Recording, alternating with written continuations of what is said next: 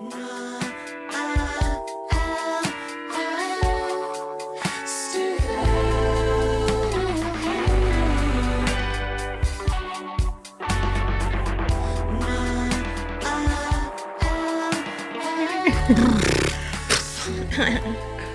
right.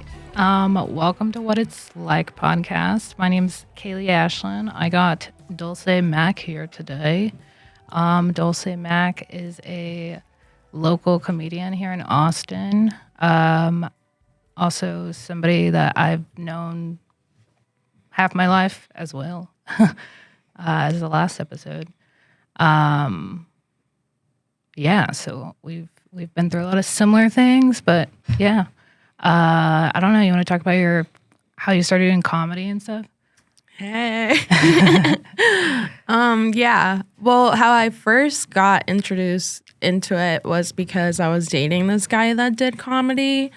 This was like in 2016, I believe. So like a while ago. Anyway, I thought he just meant that he like made memes online. I didn't know that you could like do stand up. But anyway, I know like anybody could just like do it. Yeah. It's pretty wild. Just like anyone. Yeah. Literally. No, but he was doing it and he like showed me a bunch of like shows and like stand-ups, and then I found some, and then I started going to a lot of comedy shows.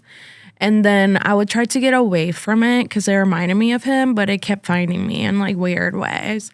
And then one time I was like working at this bar, and then this girl was like, "Can you come to this thing with me? It's kind of embarrassing. It's like an open mic." And I was like, "Of course."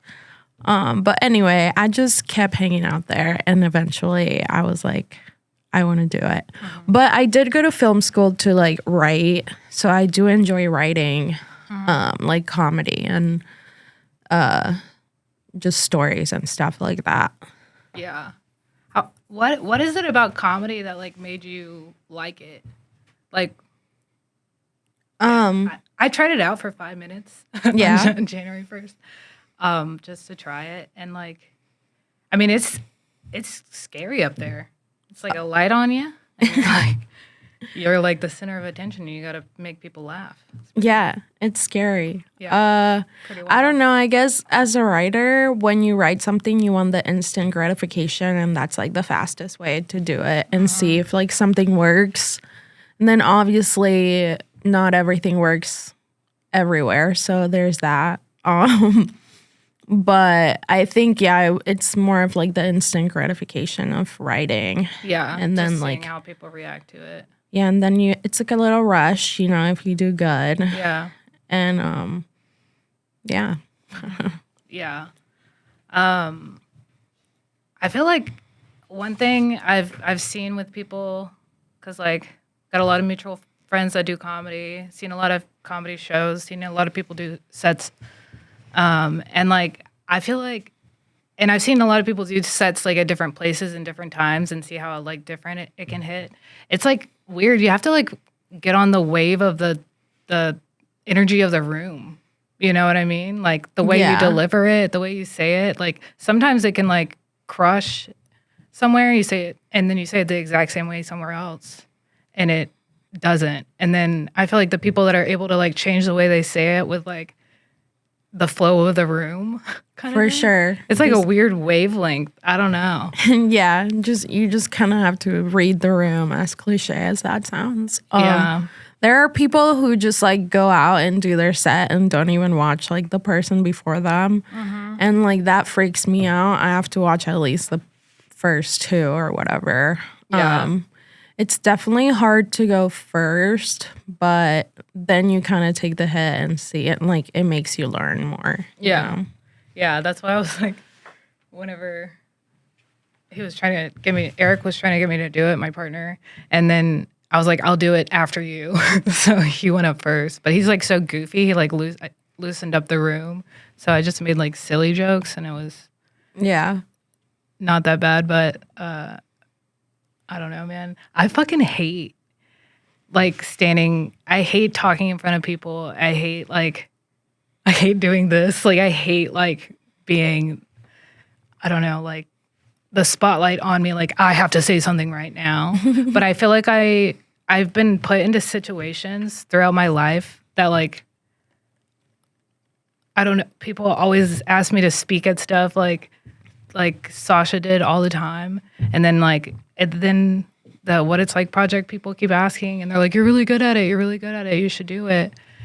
But I fucking hate it. Like, it makes me so nervous. And I'm like, I like get, I don't know. I just like get immediate like imposter syndrome. And I've been like working on this event that I want to do. And I'm just like, it's funny because I feel like all this stuff I want to do is like to remove stigma, right? Like, I think it's so important to be able to talk about what you need to talk about. Like, it all the time. I think it should be normalized to talk about what you need to talk about. I don't know why we can't evolve to that. But anytime I try to like fight the stigma or whatever, like it gets so much louder in my head. Like, it's weird. It's like a fucking fight. Yeah. I'm in, and the harder I fight, the harder it fights. And it's like, yeah, so I feel like really nervous today, and I'm like anxious because I just don't, because I've been, I guess, like fighting it a lot, that I'm just like, I have a like, I don't know, low self-esteem right now. I'm like, I don't know why.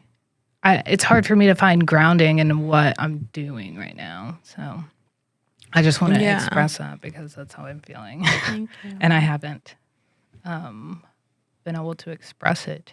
Yeah. Because I didn't know. It's just kind of hard sometimes to accept you're good at something, you know? Yeah, I can't. I've been like, bad "No, at thanks." everything my whole life.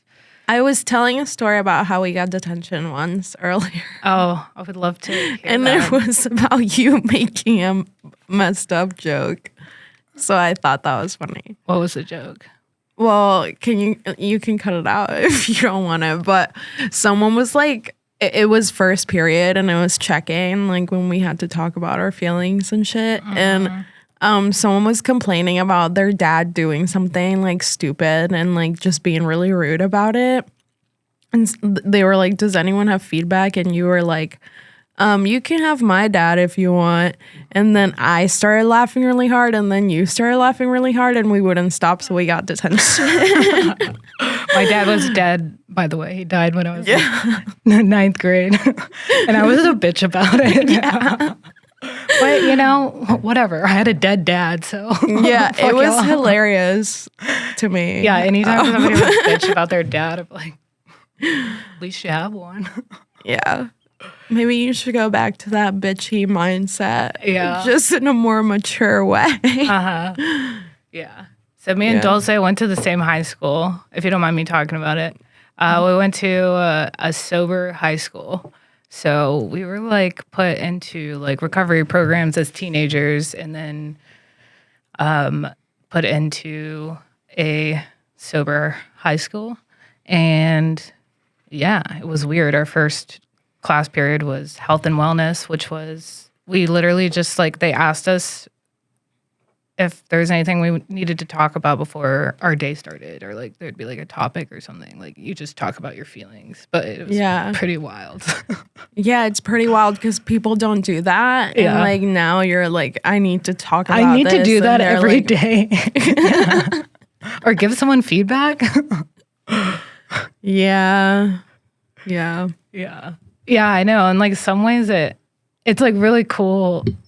I mean, I think in some ways that was really cool, right? Like being able to like have, like if you needed to like, if you were having like a hard day, you could go down and like see peer support anytime you wanted. Well, Yeah. mostly, but I don't know. It was just like they valued your emotions, but extremely kind of ran off of emotions. Yeah. I don't know. It's weird.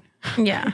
But I mean, I think it was cool. It just felt kind of like we were maturing at a violent rate. A violent rate, right? Because like Yeah. now like at this age, there's still people that don't know how to talk about how they're feeling. Yeah, and I think now too, because I mean, my place, but there were like different groups, and mine was like crazy. But sometimes now I know exactly how a normal person would react and like a mature person, but I want to react the opposite way as like a fuck you. Yeah, because like I To did the them. good for so long. Yeah. Fuck you to them. But also because like I did it. Like I was so self-aware as a Yeah. teenager of like what I was like, oh, I'm doing that to get attention. I'm doing that. No, you know what pissed me off? What? Do you remember that in Cornerstone, that was my group thing?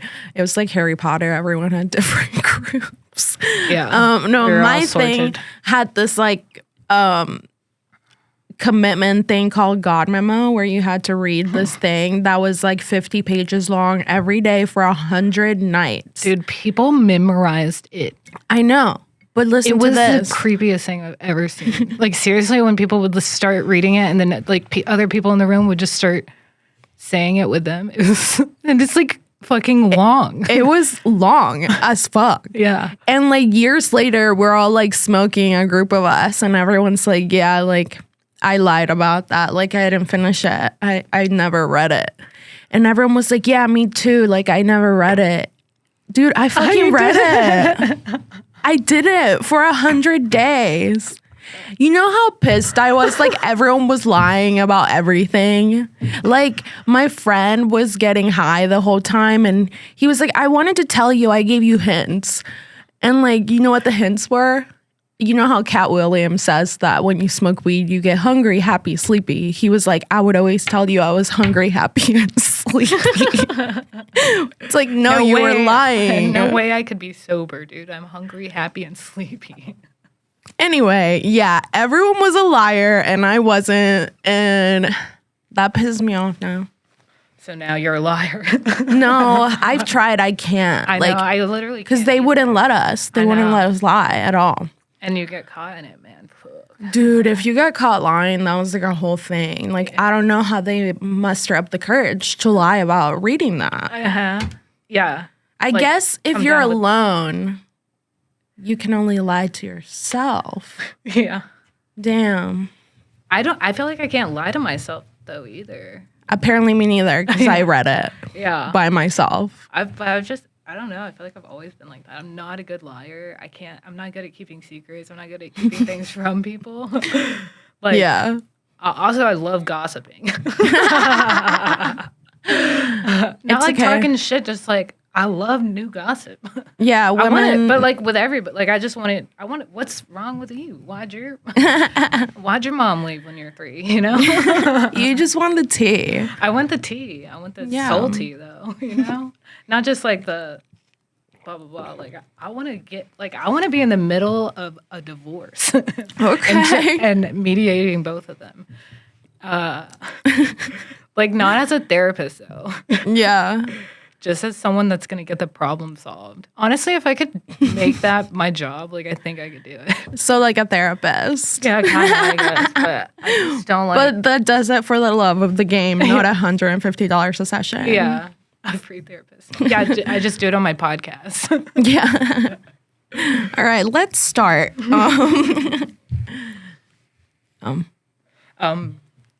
Yeah. So, how do you feel about the program now? Like about that whole experience now? Like the AA program No, just like your whole experience in like in Cornerstone. Cornerstone, all of it, like all of it all clumped together, I guess. Archway, all of it. Archway, I mean, I enjoyed Archway. I didn't mind it. It was like small classes. Everyone was hilarious. Like I didn't mind that. Yeah. I had a lot of fun, dude. A lot of fun. Cornerstone, I think they're evil. I mean, some of the things they taught, like I was talking the other day, I was reading The Artist's Way. It's like this book that you like do this thing for like 30 days. Kirk fucking made us do that. Like, Yeah. I will not be reading that book. Yeah. And I will not be doing the thing. But like, I'm sure that's really helpful for some people. And like some of the things they made us do, like, yeah, they were helpful. But like, and like in retrospect, it was not healthy for anyone. like statistically most people died or became strippers or something, which no offense to strippers, but they were not like the fun kind. They were like the ones that will get you robbed and like steal from Christmas trees and stuff type of thing. Yeah. Yeah. So I just tried to get like use the good and then just try to forget the bad. Yeah. Yeah. I mean, I feel like you can't forget it. You know, I feel But like I can try. you can try. I guess. Yeah. Yeah. I feel like, I mean, that shit, I don't know. I feel like I try to find, like, because even though, I don't know, it's hard sometimes when you're put into something like that and then you come out like more traumatized by like your friends dying and like all the shit you've seen, and like also them being like a cult basically. And I mean, yeah, full cornerstone for full blown. In the meeting, the first meeting, when you get there, the first line is, "We're not a cult." Like, okay. Maybe my brain needed some washing. They used to say that. Oh, they did. I know. It's so crazy. But I mean, I feel like the best example is the one I was talking to you about the other day, where a kid literally got like a 30-year-old counselor like sexually. I mean, it was like consensual, but he was underage, right? And they blamed him for getting her fired. Yeah. And not to mention, he told the therapist this in individual therapy, and that guy told everyone. Like, I already knew like 20 minutes after his session. That's how like fast it was. Yeah. Yeah, it's fucked up. And then they blame the 16-year-old kid. And he was a friend of mine. And like, then he just disappeared one day. He like literally, I think he just cut everybody on that. I mean, he's like basically dead to us right now. Like he literally cut everybody he knew off from Houston and moved somewhere, like maybe, I don't know, New York or something. I don't know. It's just wild.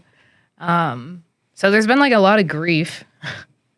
There's a lot of grief I associate with where I spent my teenage years, I guess. But I don't know, like in my last podcast, I talked to Sasha, who's now like a death doula.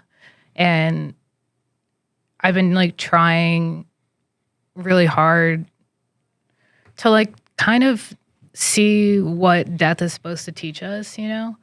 And because like we're all gonna die. And yes, it's been like awful that it's like young people, and it's fucking sad, and it's like, and it's a lot, and it's a lot for being young, right? But it's like we're all gonna die, and at some point everybody will lose friends and family members and all that.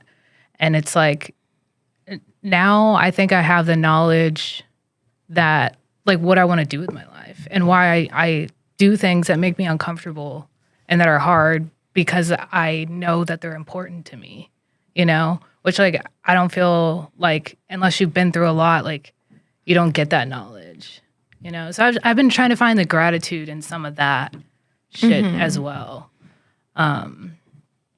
Yeah, that's why I don't hold grudges. I don't like, I don't know. I always like to say things when I feel them, because I'm like, what if I die tomorrow? Right, for like, sure. you guys know we could die like tomorrow. Yeah.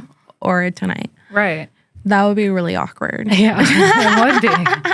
It would be. Give me some good podcast sales to leave to my dog. A podcast to die for. Podcast sales. Yeah, I don't know. And also another thing is like, I don't know, like people like you, people that I know still that are around that have made it out and that like aren't just completely that aren't like just completely like out there or like, I don't know, fucking high or doing something that I don't want to be around. like the ones I still can connect with, like we have this like no matter what thing. Like it's like For sure. which is like really, really cool when it's like, I don't know, you make a lot of friends here and there, but then to have like several people from high school that I know like I could call and they're still that way. And like I think the program taught us that like community in some way. Like and now yeah, like we aren't gonna let that go, that bond, that like I mean, that's the thing that brought us into it, right? It was like having a place where you felt connected to people and where you felt like they had your back no matter what. I mean, we found out a lot. Yeah. Didn't, or were just too in their own stuff, or just a lot of different things. But I don't know. It's cool to have, people that I've known like 14 years and like be like, I can still call them if I fucking need Unconditional love. Right, yeah. Which is still, it's fucking rare because it's like, and we had that very intensely too, and like love bombing probably. Yeah. But yeah, we were like supposed to say I love you after everything. Yeah, every time anybody shared. But it's so weird coming from that and having to grow out of it, unlearn a lot, I think. For sure. But also, like, I wouldn't be doing this. I wouldn't be able to sit here and talk to you about how I'm feeling right now if I hadn't, on a podcast, if I hadn't done that. And I still found a lot of value in that. Yeah, I will say they made me yell a lot, which probably helped. Yeah. Because I used to never talk at all. Like, at all. They'd make you yell? Yeah.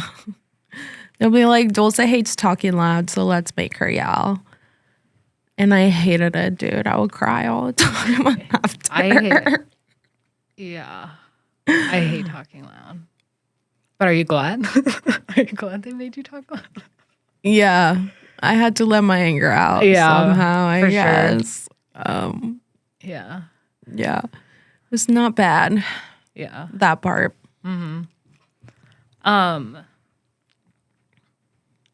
So I know, like, for me, like, I feel like the reason I got into the program was because, like looking back, I feel like it was mostly, like, mental health stuff is, like, what I was dealing with as a teenager. I think I, like, did use drugs at points, but, like, just to not feel the way I was feeling, but, like, it was, like, rooted in, like, my own trauma and mental health as a young teenager. What do you feel like?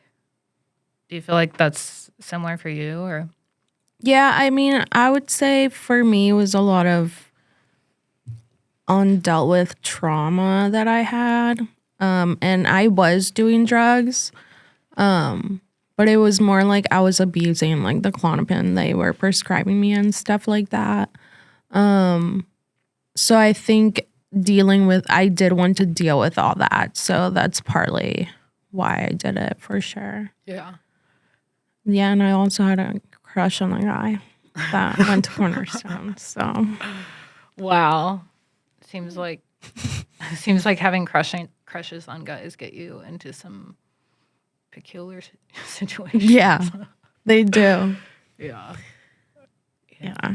How do you feel like? Do you feel like the program helped you with any of the trauma stuff, or made it worse? I can't tell. They would make me talk about it a lot. So my feelings kind of got lost in that, like oversharing about it. So I don't know if that's good or bad. They did like a lobotomy. Yeah. Yeah. Like I can tell you everything bad without feeling anything. Feeling it. Yeah. Yeah, because you talked about it so much. Dude, I feel that also. Yeah, like I had this psychologist. I don't know. I had this psychologist. She was like, did you used to hurt animals? And I was like, okay, let's calm down. And she was like, I can't tell any of your emotions. Like you have zero emotion the last 3 sessions. Like I can't tell. And I was like, but I'm telling you them. And she's like, yeah, but you're not feeling anything. And she was just like really confused by me. She like didn't have a book with like the right thing. But also some of that is like the self-awareness. I feel like we're taught like to be like, well, this. I know was this is also how I'm like feeling. 19, so that was probably freaky to her. Yeah. Yeah. Yeah, for sure. I've had the same like therapist since I was like 16 on and off. And like, yeah, I'm so glad about it because she knows Yeah. all of it. How do you feel about like your mental health journey now? I feel like I finally found like a balance place. I feel like I get lost in people a lot because we were kind of taught to not give up on people. So I feel like sometimes I go into like survival mode with certain people and situations, and I'm like, and then I have to step back and be like, wait, I don't have to deal with this. So I'm kind of working on that, you know, listening to my body and like, you know, exercising, sleeping, all the things that are cliche but also help. Right. Even like making my bed in the morning, like that helps. And keeping like my apartment clean. Yeah. But it is still like a journey. Yeah, you for know, sure. every day. Every day. I feel okay now, but later today I might not. Right. Yeah, for sure. I've been like on and off, back and forth. I think also just it's fucking freezing right now, so it's like hard to do anything. Yeah, I'm so tired. Yeah, I just want to be warm. I'm hungry, happy, sleeping. Yeah. For real. What's going on?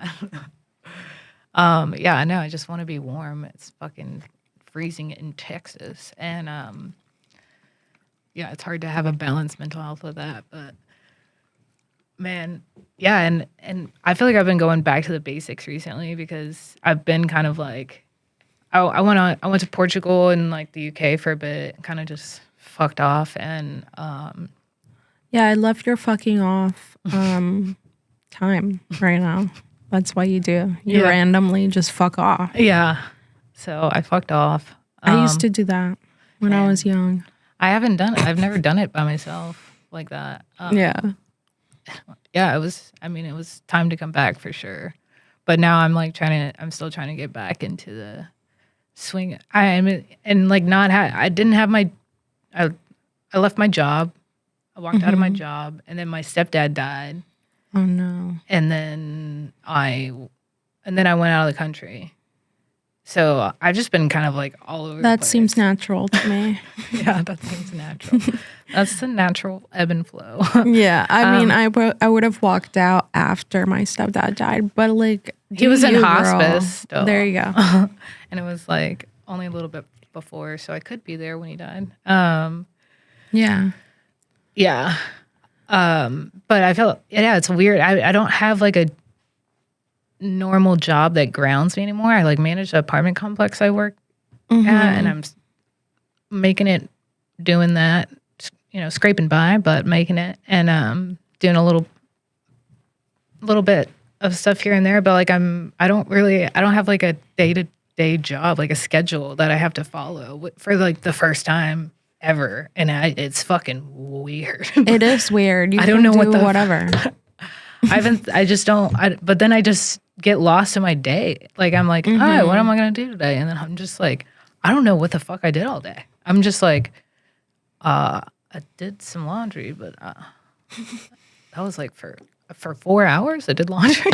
Like, did I get it? I got lost in a hole on like the internet or something, and then and then I'm like trying to come up with ideas for this event I'm about to do, and I'm like, I just get lost in these. It's so weird. It's hard, really. I respect anybody that has like ever tried to like start their own business because it's just yourself. Yeah, be unemployed too. But I was even thinking about like if I started something up right now, like what would that look like? And I'm just like, I don't even know how to get control of my day. You know what I mean? Like I don't even know how to wake up and like eat. Like I forgot to eat today. And that's why I was like almost late today because I was like, oh my God, I got to eat. yeah, and I live alone now, so it's like getting a little lost and not having a place to go work because I work at home, and then living alone, and then I don't know. So you'll figure it out. Yeah, I think. But so that's what I'm saying. I've been going back to the basics. Like, all right, let's fucking wake up, make a list. I've started doing like a out loud gratitude list every morning and an out loud affirmations, like back to the fucking basics, like for real. Like I don't know, that got taught that like in high school or something, and like I haven't done it, but I've been noticing how my thinking has gotten like so negative because I'm not where I want to be, or like because I don't have a job like day to day that I have to go to, or like something else I'm responsible for. I have certain things I have to do every week for the apartment complex, but I kind of do those whenever, and it's like, I don't know. So it's weird. It's weird, but I can't imagine going back to a job I hate. I can't do it again, man. I really can't. Like, I'd rather fucking be broke. I'd rather fucking, I don't know, live with my mom. Like, it's literally, I can't. Yeah. It sucks. Yeah. I don't know. I feel like because of my last job, I got to this place where I kind of could do this for a living, right?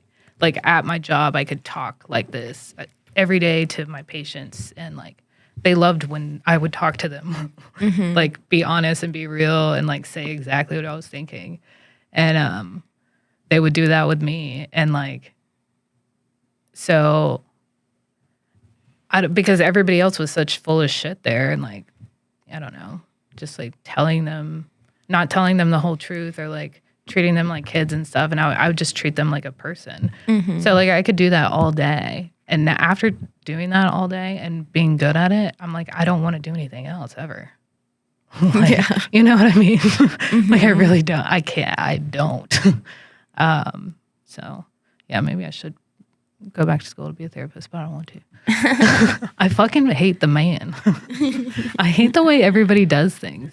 Yeah. But like, you're supposed to do this. Like, why do I have to, if I want to talk to people all day, why do I have to be a therapist?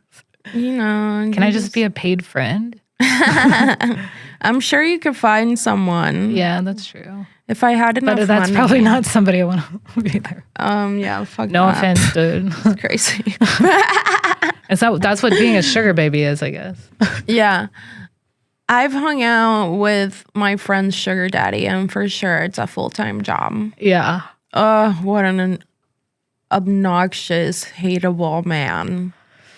Oh, man. And I just can't do it. I can't be fake either. That's the thing. I can't lie to myself, and I can't really lie to other people. Yeah. So it's like how I feel will always be known.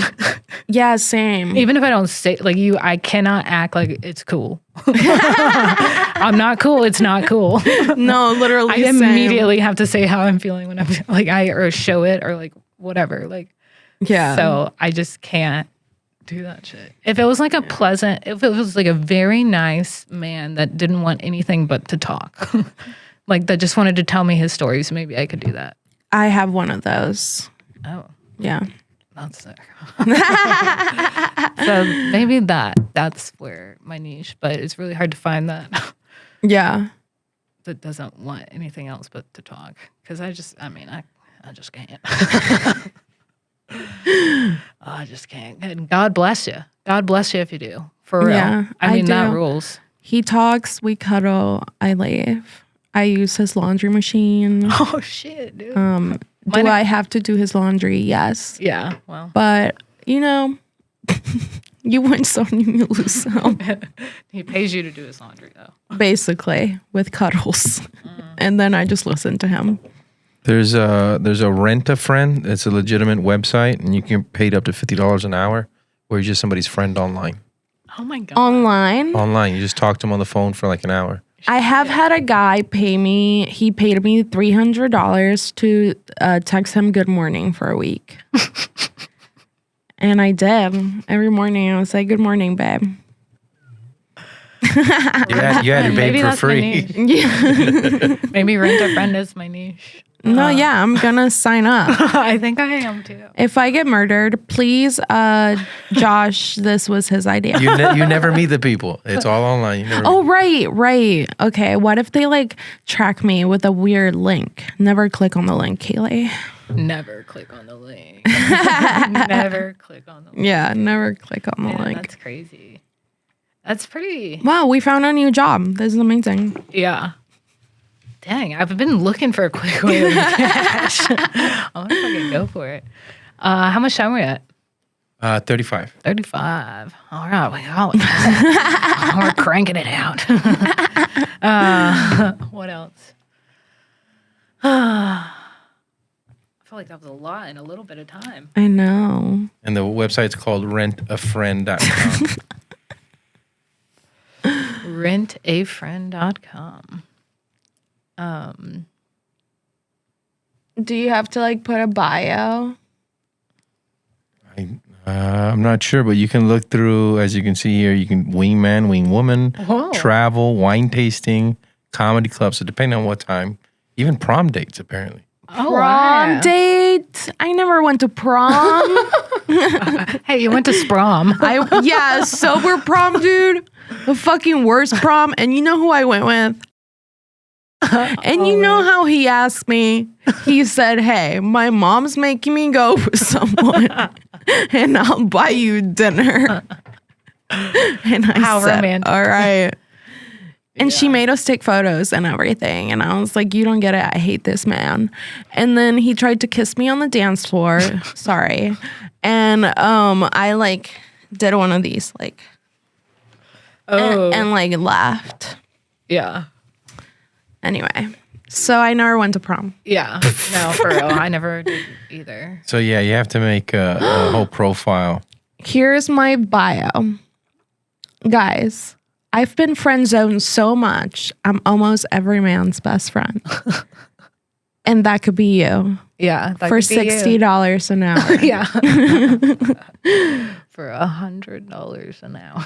Wait. Similar to a dog, I'm also every man's That's best so friend. wild, man. I feel like we are in such a fucking like. I mean. Okay, all right. To get back on. Oh, like sorry. I feel like. Well, no, you're good. I like to. I'm connecting it with something.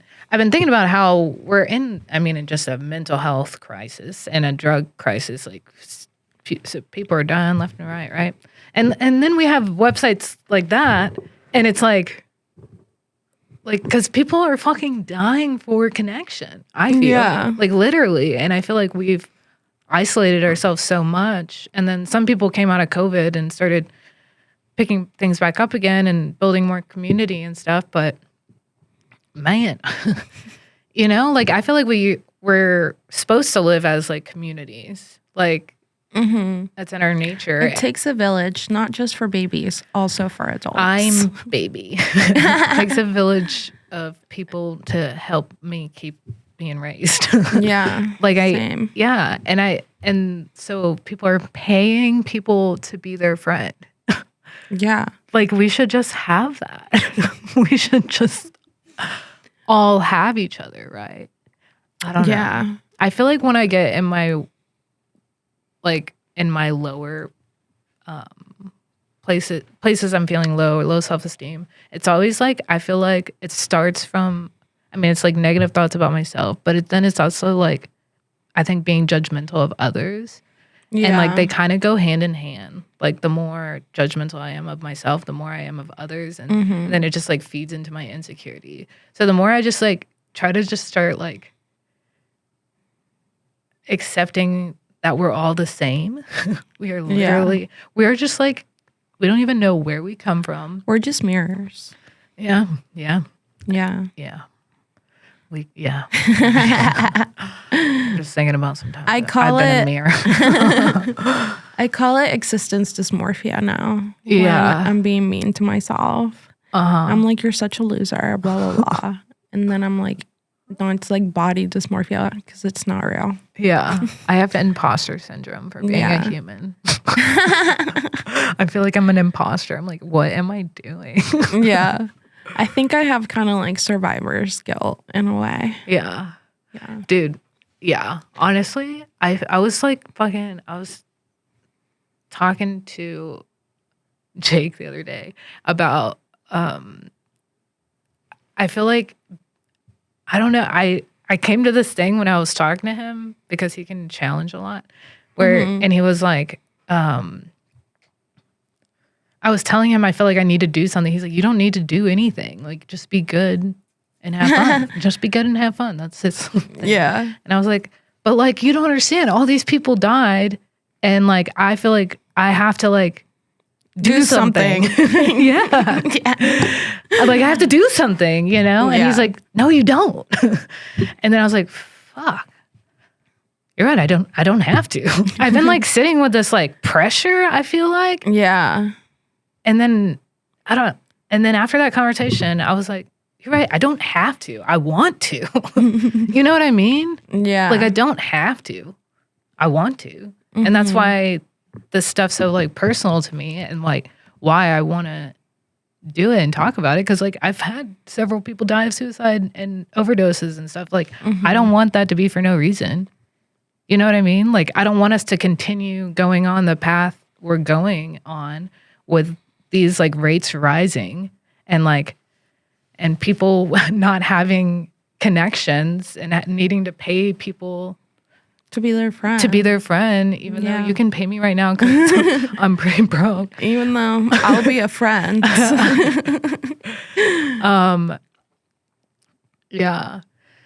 But yeah, it's just wild. But I feel like, I don't know, whenever I come from the place where I'm like, oh, I have to, it's like, it kind of like, it like crushes me, and it makes it like so much harder to do. And then once I like let go of the like, you have to, Yeah. which is like a process because I kind of do and don't, but it's like I want to, so just do it. Like, what else are you doing? You know? And then like knowing you can die at any moment, and knowing people that have died randomly, and that friends can die at any moment, and knowing we don't know where we go after this and like what happens. And then I am like, why do I care so much about what other people think I should be doing, or what other people think about me, or why am I so hard on myself? It's like, it doesn't fucking matter. Yeah. At the end of the day. Like, I don't know. The world can put a lot of pressure on us when it's like, man, anything can happen. Yeah. I don't know. But then you can just let it go. You don't have to just let it carry go. it. You know? Yeah. It's hard to let go sometimes. Oh, for sure. I feel like sometimes it's hard for me to let go of like the depressed part of myself, because like that's like what I've known for so long. Yeah, it's like comfortable, isolating. Yeah, comforting. I'm going back home after. Yeah, for sure. Yeah. Yeah, it's yeah. There's like some peace to being alone for sure, but you can't be like stuck in there. You know? You need a human connection. No, yeah, exactly. That's Call why, back. Yeah. That's why people are fucking trying to pay for it. So it's like, how can we build? I'm trying to I want to figure out, how can we build that, man? Like, how can we cultivate everybody being on each other's team again? I think this is a classic. Be the change you want to Yeah. see. Yeah. No, like seriously though. Oh, it's so I mean, you gay, can't tell though. people what to do. It's so stupid. I know. You Just can't do it change every people, day. just yourself. I know, but I Yeah. just want everybody to have what they need, Yeah. you know? And I feel like, yeah, I don't know. I've been real stuck on that recently. I'm like, how can we make it? How can we make the world better? How can we like all come together? Because it's feeling, I don't know about you, but I just been feeling so heavy when I think about the state of the United States and the world right now. Like, Yeah. the war going on, like our fucking politics are insane. Like, Yeah. it's women don't have rights in a lot of states. Mhm. Like, I mean, that being overturned, like, and it's just kind of gotten grimmer and grimmer, and then we're just like stuck in it. I know. It kind of feels like there's nothing to do but like just watch it. You know. So yeah, definitely feels heavy for sure. Yeah, and it's weird. I thought if I went to a different country, it'd feel different, but I could feel it over there too. But it was not as strong, I guess, as it is here. But like I was listening to this podcast. It was talking about how we're like in the season, like how we go through cycles every like, I don't know. The fourth turning. Yeah, or like the seasons or whatever. Yeah. Yeah, we go through like certain cycles. I don't remember how long they are, but like right now we're in a winter, but then after winter comes spring. Like, like mentally. Like in a state of like being like it's like A dark time a for dark the ages, world. like in the same place that they're in, like the Great Depression. You know, it's like right before things boom off again and get better or get different. So like I find hope in stuff like that whenever, and where I was listening to this other podcast and they were talking about how societies build on top of each other and they cycle out. So they'll like build on top of each other and get to a place where their only real function is to sustain itself, which is like where our government is at right now. Like where our whole system is at right now is just like, I mean, working at the state hospital, like they don't care about the patients. They care about not getting shut down. Yeah. And keeping their jobs. Like it's very clear, right? And it's become just to sustain itself. Like, I don't know. I don't feel like many people feel like the government's going to help them. Yeah, I've never felt that way. Yeah, so, yeah, for sure. Not. yeah. But I don't know. It's gotten like more. I guess the curtain's been pulled back more, right? Yeah, I feel like America's always been a business to me. Yeah, Yeah. for sure. It's never felt like you were a person. It's more like you're a number here. And it's like the rich people have control. Yeah. But yeah, I mean, you probably saw that differently. How old were you when you came? I was 13, so it was like 2009. Oh, wow. I didn't know you. So you were in Venezuela until you were 13. Yeah. Wow. That's a big jump. Yeah. At 13? What an age to do that. I know. And I was like starting to be bad. Like in Venezuela where I lived, we all got around in like boats. And it was really cool. And like, yeah. Yeah. And then I moved to Houston and I was like, this sucks. Why did you guys move to Houston?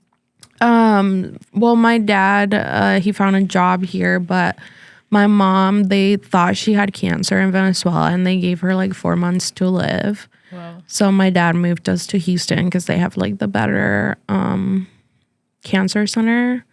We almost moved to Australia. But anyway, damn. my mom is fine. What a different life. I know. It would have had an Australian accent. It would have been beautiful. Yeah. But yeah, my mom That'd be was wild. sick. Your same voice, but like a little bit Australian accent. Yeah. I've been working on my British one. No, it's not ready, so don't even ask. Yeah, but she's fine. Yeah. Okay. Well, glad But- she's fine, but that's Yeah. a big scare. Yeah, big jump. What do you feel like that? Like, what do you feel like the difference in cultures? I mean, everything was different. Like school in Venezuela is way harder. Like I was making like thesis essays in like 6th grade. Like it Yeah. was hard. You don't got to like pick your classes in Venezuela. You just had classes. Like I had to learn some English, but I didn't really speak it. Everyone in Venezuela was like very no drugs, like follow the rules type thing. And like in America, I feel like you start experimenting with like weed and stuff like that at a younger age. And then I don't know, the parents are more lenient here. I would say. Like, my friends, like, they would just let them go to the mall, like, unsupervised. Like, my parents would never. I had to beg so hard for that to happen, you know? Yeah. So it was kind of all different. And then I would get bullied for, like, not knowing English, which is, I think, why I don't have like a really strong accent. Yeah, somehow I pulled like the most popular guy in 8th grade. And like they would come up to us and be like, "Can she even understand you?" And like just stuff like that. When did you learn English? At 13 when I moved here. When you moved here. Yeah. But you. We in communicated through song lyrics. Okay. I mean, that's like every relationship in 8th grade anyway. Yeah. It was kind of cute. Well, the good ones. I posted, it was a Say Anything lyric. It was like, "You're too young to be this empty girl." And then he messaged me and said, "I'll prepare you for a sick, dark world." Wow. And he did. He broke my heart. Wow. Yeah. Wow. Son of a bitch. I know. But we're cool now. Yeah. Well, I wonder if, so like, I feel like I still, I don't know.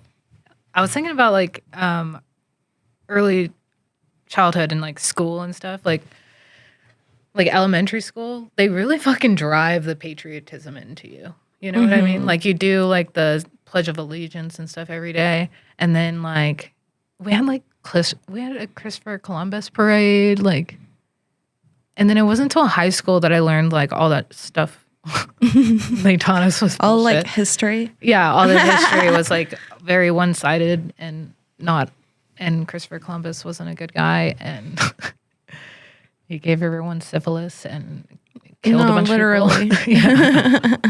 Yeah, and it's like, I don't know, but I felt like it was drilled into you when you were like really young. So I wonder if you like coming over from a different country, like you never saw it, you just saw it for.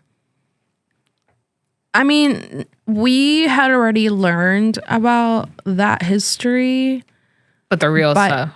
Right. I can't really remember. We learned like all the like how Venezuela got like independent and all that. But I can't really remember what they said before that. I think they kind of sugar coated like all these white people came here, raped us, and like here we are. That's why we're tan. I think that was basically what they said. They don't make it sound like that. Like in elementary, it's kind of like, we came over and it was great. No, we knew it was not great. Yeah. And we fought for the land. Yeah. And we won. You stupid Indians. It was definitely weird to see racism here because in Venezuela it's more like a joke. Like everyone just makes fun of each other. Yeah. And like here it's like real. It's not like people die. Well, yeah, that, but like it's usually not malicious. Like you're usually just making a joke, or like you like fat kids get made fun of a lot, like that, but not like super racist things. And like the bullying here was like mean. Like I couldn't even talk. Dude, people were mean. Yeah, they were fucking mean. Yeah, they would like make fun of me. Make fun of my accent. They would all bully me because they wanted like the guy I was dating, and then everything's like a competition. I feel like it's like you're taught to compete with everyone like at a young age here. So it's like I started getting like a little violent. Like boys tried to like bully me, and then like this one kid, he was tall, so I got a bunch of gum and I jumped really high and like put it on his head. And then like this other kid, like I would just slap them. And there was this guy, Nick, he would be like, "Ah ha ha, she slapped someone again. I love you." And like he would love it. And they would just call me the girl that slapped boys in the hallway. And I'm like, well, I don't know how to respond to you being mean in your language. So like, I have to slap you. I'm trying to set a boundary and I can't talk. Yeah. Yeah, man. No, it for real. I mean, especially in middle school, man. So mean. I got like so many rumors started about me. Like, Yeah, they said I was pregnant and was a lesbian. Pick a lane. yeah, pick a lane. Both were not true. And yeah, it's like so personal when you're like or when you're young too. When they're like start doing that, it's like man, everybody thinks I'm a pregnant lesbian. Like, that's ridiculous. If people thought I was a pregnant lesbian right now, I think that's hilarious. Yeah. I hope you do. I hope you do. Yeah, we have a surrogate. I've been inseminated. But yeah. What else was I gonna say? Oh yeah, just about like, man, thinking America's a business. I feel like I didn't learn that until, I mean, I guess high school, but I feel like now that it's like it's a business that's failing. You know what I mean? I feel like I had a business mindset since I was a kid. Just, I don't know. It all started with Barbies. Collection Barbies. Because my dad was like the boss in Venezuela. So like all these guys wanted to kiss his ass. And like how they would do it is buying me Barbies. And yeah, I was really strategic with my Barbies. Like, I know which one I'm getting next. Yeah. And when I knew they really wanted his approval, I would like be mean. Yeah. Yeah. That's why I'm not evil anymore. I got it all out when I was a kid. When you were a kid. Yeah. It's all good now. It's okay. They were all probably cheating on their wives or whatever. Yeah. I don't know. You told me I could make jokes. I'm deflecting. Yeah. Well, I don't know. I lost what I was gonna. Sorry, I got lost in the Barbie story. Yeah. You said something about America as a business and how you didn't learn that until later. Yeah. And then I was like, I'm trying to figure out. Yeah. I'm trying to figure out like what. I don't know. I'm trying to put words, I guess, to what it feels like now, but it's kind of hard to. I think in retrospect it'll be easier, but I don't know. It's fucking hard to do shit. It's hard to do shit when you feel like the world's, when you have no stability in the world. Yeah, but then there's like no way to do it right because then you go to Europe and people complain because like they can't get an appointment at the doctor forever because it's free. So it's like, who's doing it right? Nobody, dude. We suck. I at definitely this. don't know. We suck at this. We got to do something different. Is Can I what I'm hang saying. babe? I'm so sorry. You're good. We got to do something different. Is what I'm saying. But I don't know. I don't know what that looks like. What? Okay, in your perfect world, what would your perfect world look like?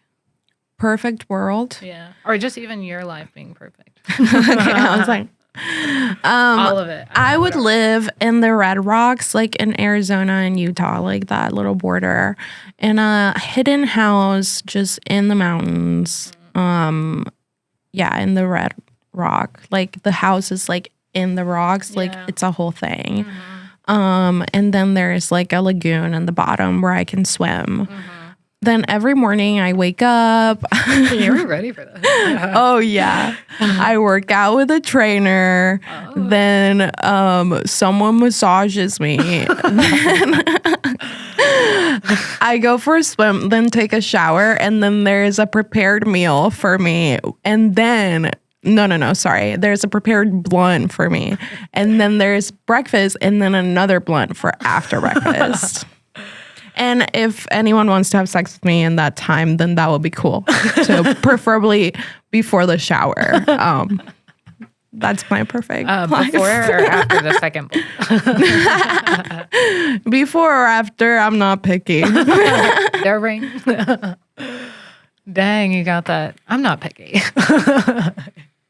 You got that planned out. I think in the world we're in, yeah, my perfect life. I think I would have land in Colorado. I want a fucking commune, dude. I want to have. You would. But You like, and Nicole would run like a little commune situation. but like I want like a community. That's Yeah. why I want a community. Yeah. Like I want an actual like. I'd love that. I would love Nicole to be there. But like I would love like people to. I don't know, to contribute to each other and like give to each other rather than giving to the government or whatever. Yeah. And help and live more symbiotically and not be so alone that we need to get on these. That we need to go and refer a friend. Yeah. What is it? Rent a friend. Rent a friend. Maybe I can get them to sponsor. Yeah, I was about to say I've been plugging them a lot today. what it's like to be a friend. Rent a friend. Find out here. Yeah, they can just listen to my podcast and pay for that.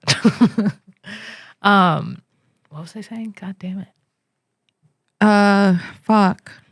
Oh yeah. The community. Commune. Commune. Yeah. I get kind of scared it might turn into a cult. I don't Yeah. know what I'm capable of. But But Nicole would. Dude. yeah, I start doing psychedelic therapy there, and then it just gets fucking weird. Have you watched 9 Perfect Strangers on Hulu? Watch it. Okay, That's your future. that's my future. I hope not. No, but- it's better. Mine's better. It's gonna be fun a lot longer. No, yeah. It's gonna be fun for a long time until it gets bad. More than 8 episodes. Hell yeah. Yeah, yeah, it's gonna be a decades kind of thing.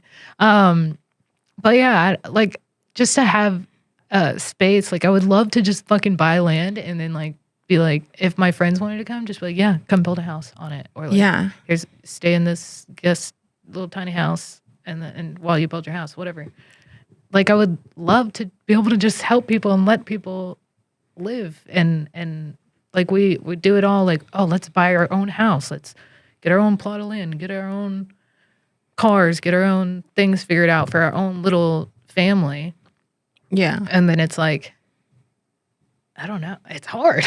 Is this a secluded area situation? It would where I would like really like it is like it's like kind of like a small town, but not like secluded. Like it would be like 30 minutes outside of Denver. Like Seems a little culty, but yeah. unconditional love, right? Yeah, So like I'll be there. unconditional love. Yeah, for sure. That's what I'm searching. We'll do check-in every morning. Okay, hell yeah. We will have a lagoon. Were you there when they deleted System 32 from the computer archway? Yeah, that was wild. We had to do like, okay, so that's Honesty circles. yeah. Someone deleted System 32 from the computer, and like whenever something would happen, like they would make us stand in a circle and hold hands for like hours Until someone snitched. snitched or told on themselves. Yeah. Wasn't it? Yeah, but he didn't even go to school there at the time. Oh, was he in? He was like, I don't know. He like came in for a second and like thought it would be funny to delete System whatever 32 and then dipped. And then we all blamed it on this one guy. Yeah. And it wasn't even him, and he was so mad, and we still say he did it. But he was so Did mad. Alex go there Yeah, he did go there. at the time though? I don't. Now I'm not. Now I'm I don't. not That's remembering. because I think that's why we were all like, no, it wasn't him. Well, I feel like we never thought it was him. Like we just were like, he. We're like, he's stupid. Yeah, he's. But yeah, he doesn't even know what System 32 is. We did days of those circles. 2 days. We would not go to class and hold hands, and then she'd like play like music, Yeah, and then people would just start getting honest about different things. yeah. To try I to would get the leave ball class. Yeah, I would leave class and be like, I really just have to get something off my chest right now. But Yeah. like, I just didn't want to be in class. Yeah. Yeah. Yeah. Yeah. It was fucking weird. This is my favorite archway story though. There was a psychology class and they were trying to do like a fucking experiment for psychology. And they told everyone at school, which is like 80 people, they told them, the class was like 4 people. They told the school that someone stole an iPad and that they were going to be doing interviews to see who stole the iPad, right? And then like a couple days go by and fucking Annabelle R.I.P. She was like, I need to talk to the psychology, not the psychology people, but like the people who are doing interviews. And she goes, guys, it was me. I stole the iPad. And they go, you, Annabelle, you stole it? And she's like, yeah, I feel so fucking bad about it. And they were like, Annabelle, there's no iPad. And that's my favorite story. Dude, she was The fucking best. wild. She was so we were at it was right before Melissa's wedding, and we were all staying in this house, and she was just straight goofing. She like got naked that night, and like, and Melissa's sister is not. Yeah. She was so uncomfortable, like visibly uncomfortable, but she was just wild, not caring. And then she like slept upstairs just in a blanket, just naked. Of course, And- as she does. The hairdresser came in. Yeah. And the hairdresser, she's just like a wild spirit, just like nobody like her at all. Such good energy though. And the hairdresser came in the morning, and she was walking down the stairs, and she fucking fell down the stairs. And woke everybody up, and we come out, and she's just like on the ground hanging, and it's just her and the hairdresser downstairs. Oh man, it was like She was probably like, I'm okay. I'm okay. Wait, so you were at Melissa's wedding? yeah, Because so if you were there, you know that I don't remember being there. yeah, So like, did the person I was with, did they pee themselves? yeah. And you saw this. I didn't see it, but I talked to somebody that saw Who saw it? it. I think it was one of the groomsmen. No, was dude. talking to her, Dude. and said she just started peeing. I heard him tell the story. He was talking to her. Yeah, Oh, so like I wasn't with her. yeah. Oh. Yeah, to fucking pee, straight pee yourself out of. Guys, She was wearing a dress. we though. went to a wedding and I had just gone to the ER for anxiety and I accidentally blacked out at the wedding. But I was fine, I think. But the other person, I guess, did that. Yeah, she But peed herself for sure. I never know how I am when I'm like that. So I just like to know. Yeah, nothing that I noticed, but Melissa said I was I mean chill. that kind of overshadowed everything. Yeah. That's And also, true. this other girl was like so drunk, and she had like, fucking stained teeth from drinking wine like at the ceremony. This is what happens when you have a wedding with people that used to be in recovery. Oh man. Oh, wow. Yeah. Well, you live and you learn. Yeah. All right. I think we're wrapping up. All right. Thank you for coming today. If you want to follow Dulce, she's got Instagram at Dulce Mac, right? Yeah. And then, are you starting a new podcast? It's called the Yeah Yeah podcast. Oh, you have the Yeah Yeah podcast. That's right, with Grace Kirk. Yeah. Yeah, follow her on Instagram. She got shows. I don't know when this is gonna come out. I don't know when you got shows, but she posts them there. Yeah. All right, thank you for coming today and going through this with me. Thanks for having me.